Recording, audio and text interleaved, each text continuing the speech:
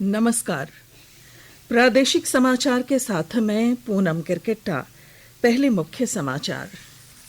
मुख्यमंत्री हेमंत सोरेन ने राज्य में लागू स्वास्थ्य सुरक्षा सप्ताह में छूट देने के संबंध में लोगों से मांगे सुझाव। देश भर में 21 करोड़ 58 लाख से अधिक लोगों को लगाया गया कोरोना का टीका, संक्रमण में आई कमी। राज्य सरकार ने अगले वर्ष मार्च तक सेवानिवृत्त होने वाले चिकित्सकों को सेवा विस्तार देने का लिया निर्णय।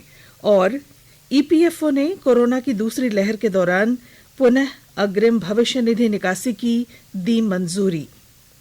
और अब समाचार विस्तार से। कोरोना संक्रमण को देखते हुए आपसे अपील है कि लापरवाही न बरतें, सभी एहतियाती उपायों का पालन करें और पहला टीका लगवा चुके 45 वर्ष से अधिक उम्र के लोग सही समय पर दूसरा टीका भी लगवाएं। 3 आसान उपायों का पालन करें और सुरक्षित रहें। मास्क लगवाएं, 2 गज की दूरी, सुरक्षित दूरी बनाए रखें, बार बार हाथ धोएं और साफ सफाई रखें। लोगों को कोविड से संबंधित जानकारी देने और उनके मार्गदर्शन के लिए राष्ट्रीय हेल्पलाइन कार्यरत है। इसका नंबर है 011-2397-8046 यानी 2397-8046 और 1075-1075।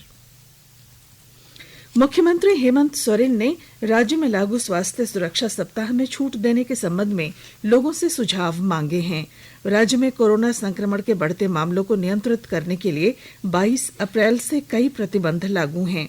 स्वास्थ्य सुरक्षा सप्ताह की अवधि 3 जून की सुबह 6 बजे समाप्त हो रही है। सरकार जल्द ही इस पर निर्णय लेगी। मुख्यमंत्री ने सुझाव मांगते हुए कहा कि जीवन की रक्षा के साथ साथ लोगों के रोजगार पर ध्यान देने की भी जरूरत है। आपदा प्रबंधन प्राधिकार की बैठक में स्वास्थ्य सुरक्षा सप्ताह की अवधि के संबंध में जल्द ही निर्णय लिया जाएगा। राज्य में कोरोना संक्रमण की दर कम हो रही है और संक्रमित लोग भी स्वस्थ हो रहे हैं। देश में कोविड-19 से बचाव की वैक्सीन की 21 करोड़ 58 लाख से अधिक खुराकें दी जा चुकी हैं। राष्ट्रव्यापी टीकाकरण अभियान के 136वें दिन कल 25,52,501 खुराक दी गई। 18 से 44 वर्ष की आयु वर्ग के 12,23,000 से अधिक लाभार्थियों को वैक्सीन की पहली खुराक दी गई, जबकि इसी आयु वर्ग के 13,000 से अधिक लाभार्थियों को कल कोविड वैक्सीन की दूसरी खुराक दी गई।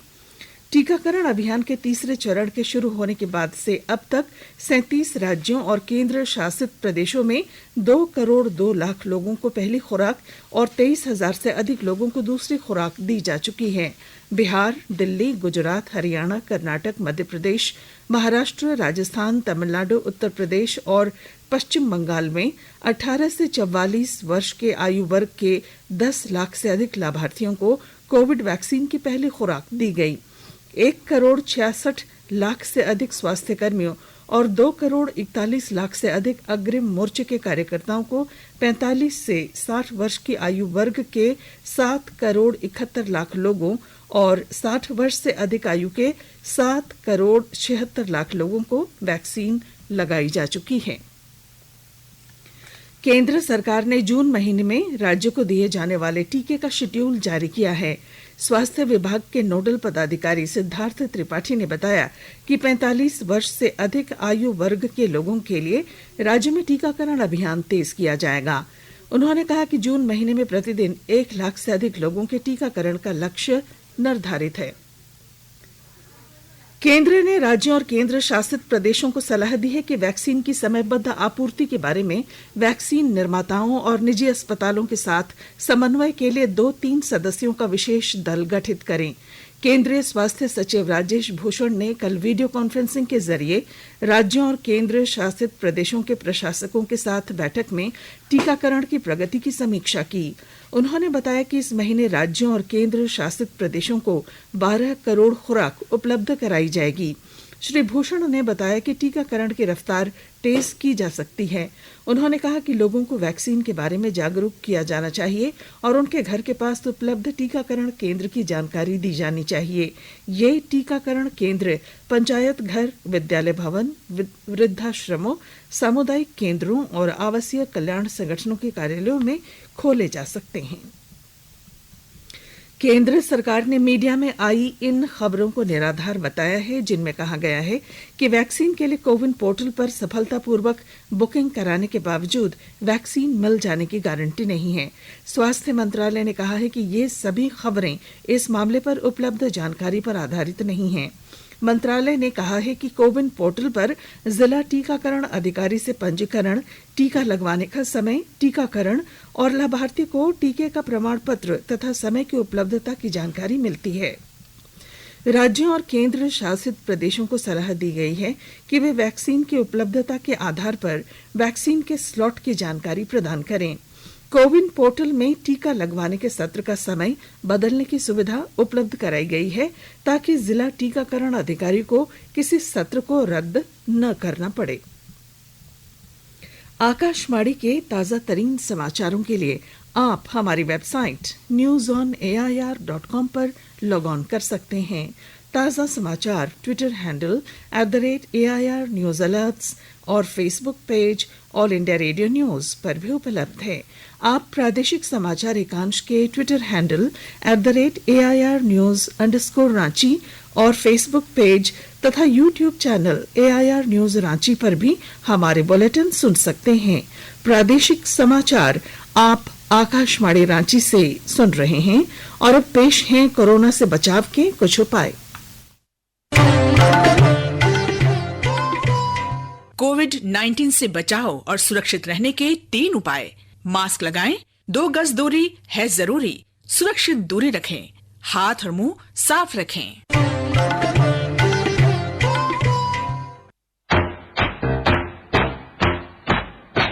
चलो मिलकर एक शुरुआत करें, चलो एक फैसला आज करें, मास्क नहीं तो टोकेंगे, कोरोना को रोकेंगे, चलो एक वादा करते हैं, चलो कुछ वादा करते हैं, मास्क नहीं तो टोकेंगे, कोरोना को रोकेंगे।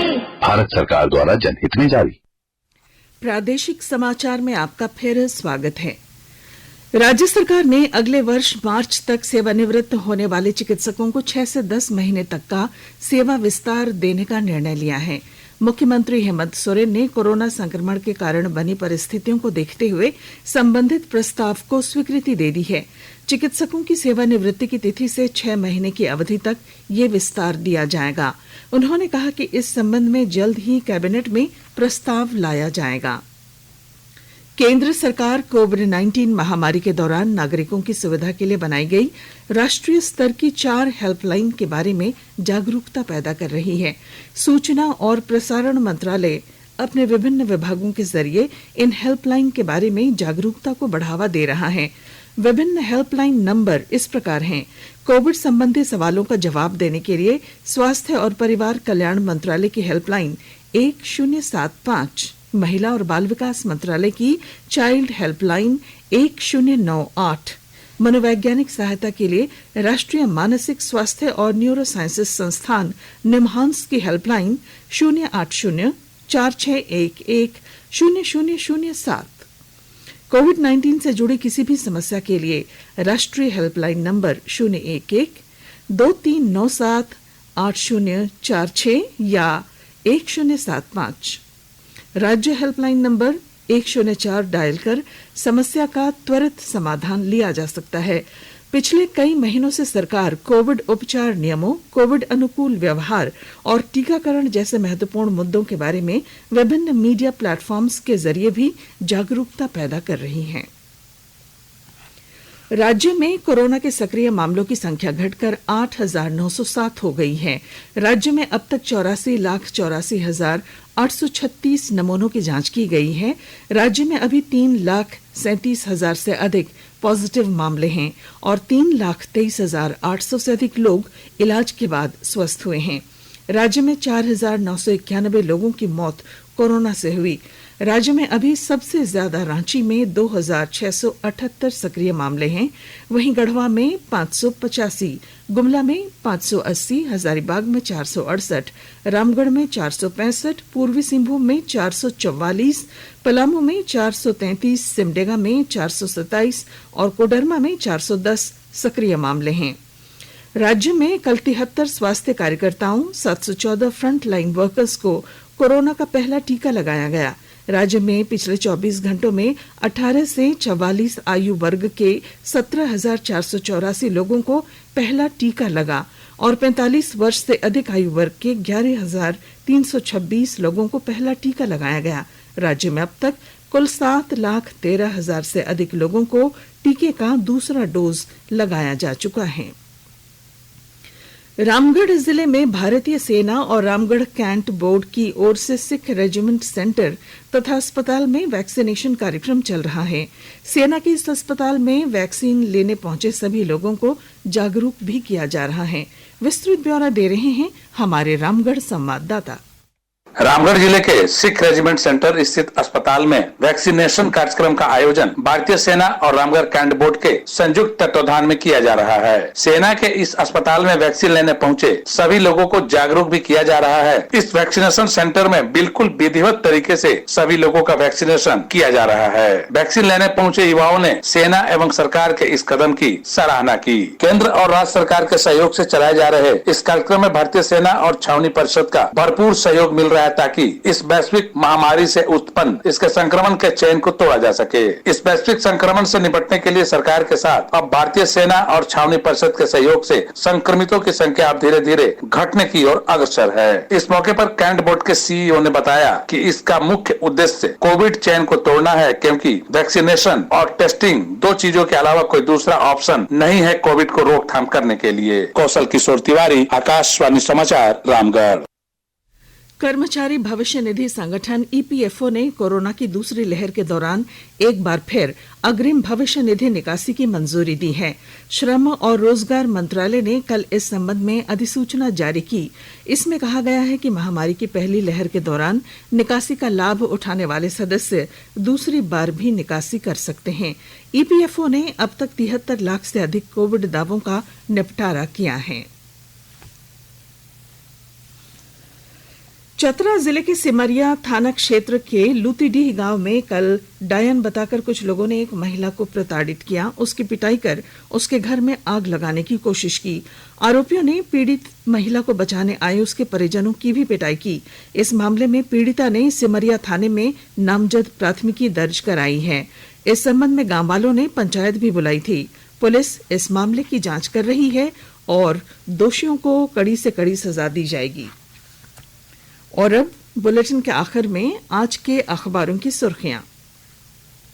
राज्य से प्रकाशित लगभग सभी अखबारों ने स्वास्थ्य सुरक्षा सप्ताह की अवधि से संबंधित खबरों को प्रमुखता दी है।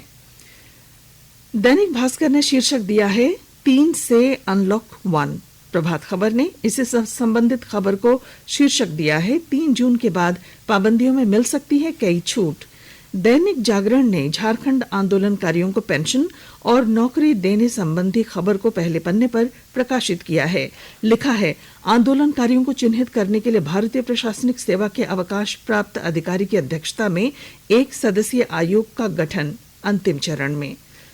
दैनिक हिंदुस्तान ने मुख्यमंत्री द्वारा स्वास्थ्य सुरक्षा सप्ताह पर जनता से सुझाव मांगे जाने की खबर को अपनी लीड बनाया है। वहीं अंग्रेजी दैनिक द टाइम्स ऑफ इंडिया ने केंद्र सरकार द्वारा टीकाकरण मामले पर सर्वोच्च न्यायालय को दिए गए जवाब को प्रमुखता दी है और हिंदुस्तान टाइम्स ने टीकाकरण से संबंधित खबर को प्रमुखता के साथ प्रकाशित किया है।